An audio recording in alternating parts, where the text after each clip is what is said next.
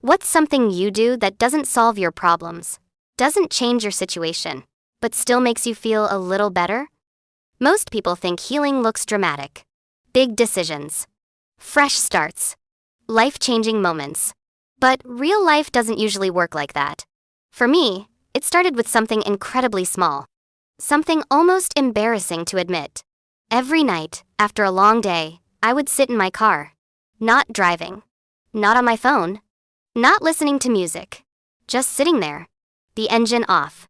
The house right in front of me. Keys still in my hand. Sometimes for 2 minutes. Sometimes for 20.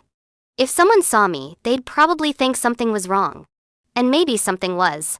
Because on paper, my life looked fine. I had a job. Bills were paid. People checked in on me. But inside, everything felt loud. My mind never shut up. Every mistake replayed. Every what if stacked on top of the next. And that car was the only place where no one expected anything from me. No emails. No conversations. No roles to play. Just silence. At first, I told myself it was stupid. A waste of time. But I kept doing it. After bad days. After good days. After days that felt like nothing happened, but somehow drained everything out of me. I'd sit there and stare at the dashboard lights fading out. And slowly, my breathing would change. Not because my problems disappeared. They didn't. But because, for a moment, I wasn't fighting them. I noticed something strange. On the nights I skipped this useless habit and rushed inside, I felt worse. More irritated. More tired. More disconnected. But when I gave myself those quiet minutes, I slept better. I snapped less at people I cared about. I felt more like myself the next morning. Still, I never talked about it. Because how do you explain that sitting in a parked car is sometimes the best part of your day? Later, I realized everyone I knew had something like this. One friend walks the grocery store aisle slowly, even when they don't need anything. Another rewatches the same TV show they've already memorized. Someone else cleans the same already clean kitchen late at night. None of it fixes the big stuff. It doesn't heal trauma. It doesn't erase stress. It doesn't magically make life easier. But it creates a pause. And pauses are rare now. We live in a world that rewards constant motion, constant output, constant improvement. Rest has to be earned. Silence has to be justified. And if something doesn't look productive, we label it lazy or pointless. But what if those small, pointless habits are actually how we keep going?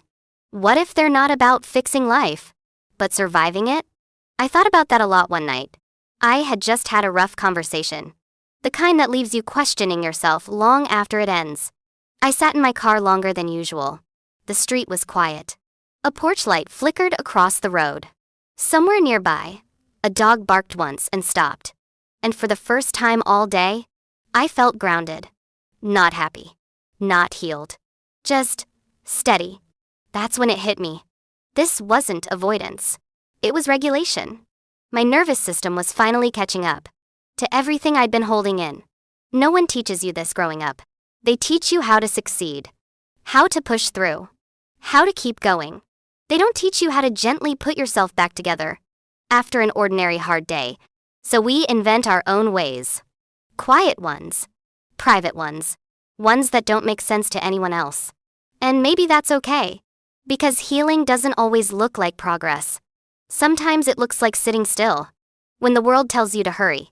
Sometimes it looks like doing something useless that gives you just enough peace to face tomorrow.